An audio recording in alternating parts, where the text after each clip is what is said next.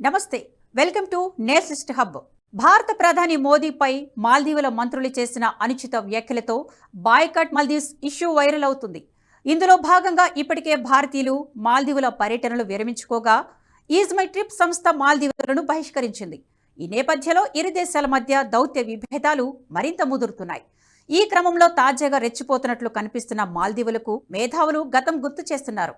ప్రస్తుతం భారత్ మాల్దీవుల మధ్య నెలకొన్న దౌత్యపరమైన విభేదాల నేపథ్యంలో తమ గడ్డపై ఉన్న భారత సైన్యాన్ని మార్చి 15లోగా వెనక్కి పిలిపించుకోవాలని మాల్దీవుల ప్రభుత్వం స్పష్టం చేసింది.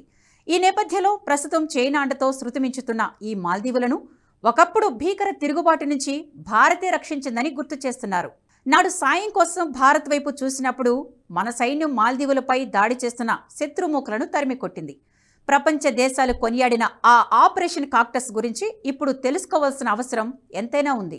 గతం మరిచి శృతిమించి భారత్పై వ్యాఖ్యానిస్తున్న మాల్దీవులకు నాడు రాజీవ్ గాంధీ ప్రధానిగా ఉన్న సమయంలో సాయం అంది ఉండకపోతే ఇవాళ భారత్కు డెడ్లైన్ పెట్టే పరిస్థితి ఉండకపోయి ఉండేది. పైగా నాటి ఆ పరిస్థితికి కారణం మాల్దీవులకు చెందిన వ్యాపారవేత్తే కావడం గమనార్హం.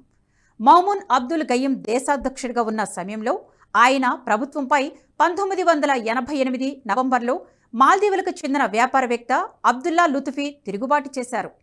ఈ సమయంలో శ్రీలంకకు చెందిన People's Liberation of Organisation of Tamil Eelam group ఆయనకు సాయం చేసింది.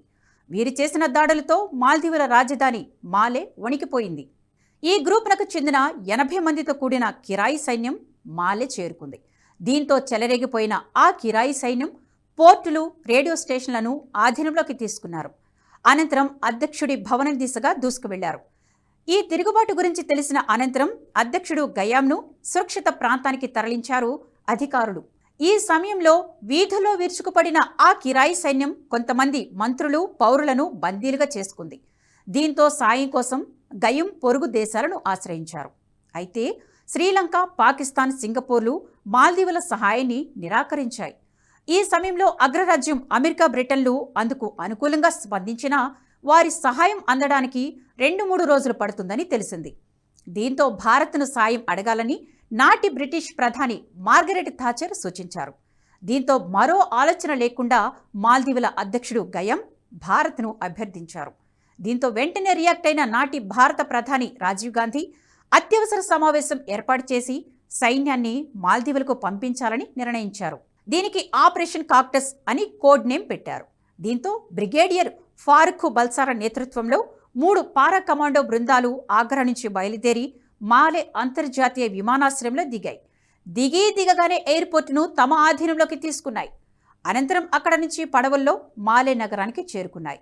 ఈ క్రమంలో శ్రీలంక కిరాయి మూకలతో భారత సైన్యం భీకర పోరు సాగించడంతో మన కమాండోల దెబ్బకు ఆ బ్యాచ్ తోకముడిచి ప్రాణాలు అరచేతిలో పెట్టుకుని పారిపోయింది. ఇలా ఆపరేషన్ కాక్టస్ విజయవంతం అవడంతో ప్రపంచ దేశాలు భారత్ను ప్రశంసించాయి. నాటి నుంచి భారత్ మాల్దీవుల మధ్య బంధం మరింత బలోపేతమైంది. ఈ క్రమంలోనే సుమారు 70 మందితో కూడిన మన సైన్యం అక్కడ విధులు నిర్వర్తిస్తూ భారత సహకారంతో ఏర్పాటు చేసిన రాడార్ స్టేషన్లు, నిఘా విమానాల నిర్వహణ బాధ్యతలను చూస్తోంది. ఈ క్రమంలో తాజాగా ఏర్పడిన పరిస్థితుల నేపథ్యంలో ఈ సైన్యాన్ని ఉపసంహరించుకోవాలని మాల్దీవుల కొత్త అధ్యక్షుడు ముయిజ్జు కోరారు. దీంతో ఈ విషయం తీవ్ర వివాదాస్పదమైంది. ఇదే సమయంలో గతం మర్చిన ముయిజ్జు పశ్చాత్తాపపడే రోజు తొందరలోనే వచ్చే అవకాశం ఉందని పలువురు ఈ సందర్భంగా అభిప్రాయపడుతున్నారు. జాతీయవాద జర్నలిజానికి అసలైన వేదిక నేషనలిస్ట్ హబ్ ని సబ్స్క్రైబ్ చేసుకోండి. నోటిఫికేషన్స్ కోసం బెల్ ఐకాన్ పై క్లిక్ చేయండి.